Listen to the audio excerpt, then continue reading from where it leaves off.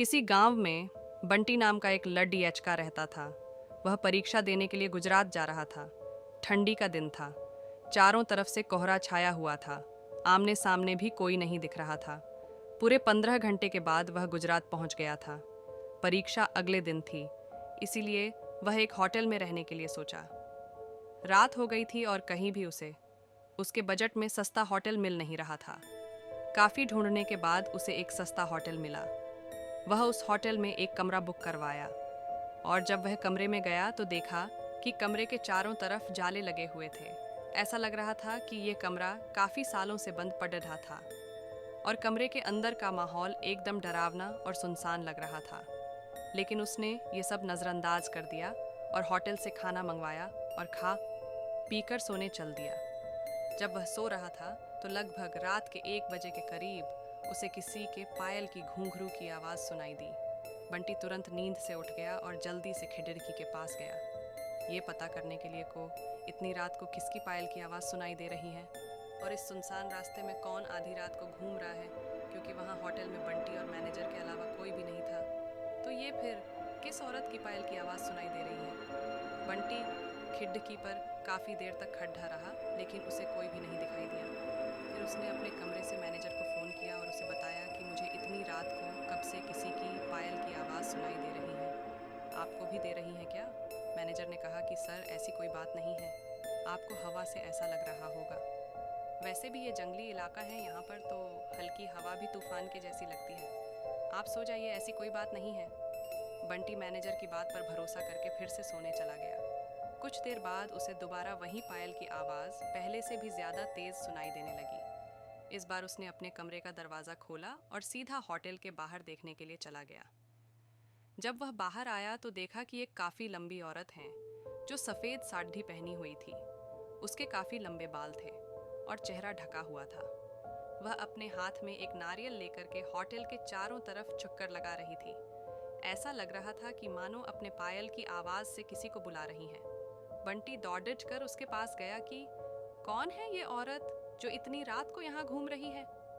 लेकिन वह तुरंत ही गायब हो गई और चारों तरफ कोहरा ही कोहरा फैल गया। बंटी भी थोड़ा घबरा गया, क्योंकि जिस औरत को वह सामने से देखा था अब वो नहीं दिख रही थी। बंटी अपने होटल में वापस जाना चाहा, लेकिन फिर उसे दोबारा पायल की आवाज़ सुनाई देने लगी। बंटी अब उसे ढूंढते हुए जंगल की ओर जाने लगा। चलते चलते वह अपने होटल से इतनी दूर आ गया, उसे पता ही नहीं चला। फिर उसने उस घने जंगल में कुछ ऐसा देखा कि उसका दिल दहल गया। उसने देखा कि उस औरत ने एक पीपल के पेड़ के नीचे 5-6 लाश रखी थी और बारी बारी से एक एक को नोच नोच कर खा रही थी। उसका मुंह खून से लथपथ था और चेहरा भी एकदम डरावना था।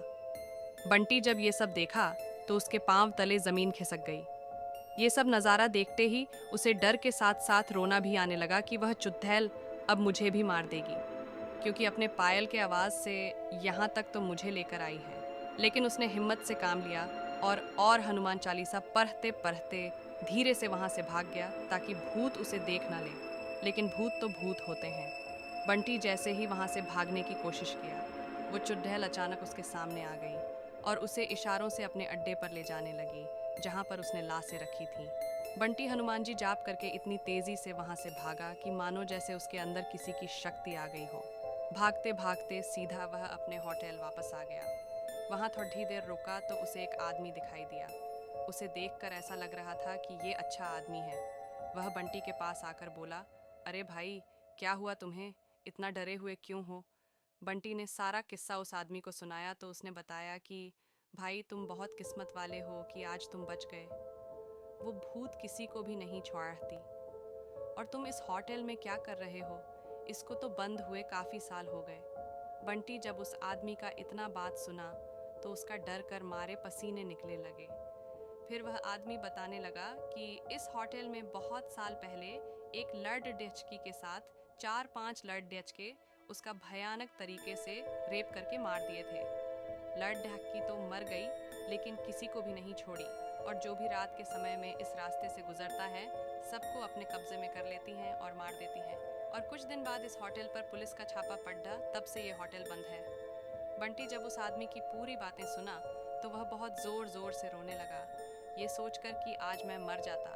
फिर वो आदमी बंटी को चुप कराया और बोला आज रात तुम मेरे घर रह लो, मेरा घर पास में ही है। डरो मत, अब मैं आ गया हूँ ना। बंटी उस आदमी को धन्यवाद किया और उसके साथ उसके घर चला गया और अपने आप से एक वादा किया कि आज के बाद वह भूल कर भी कभी अनजान जगह पर नहीं जाऊंगा।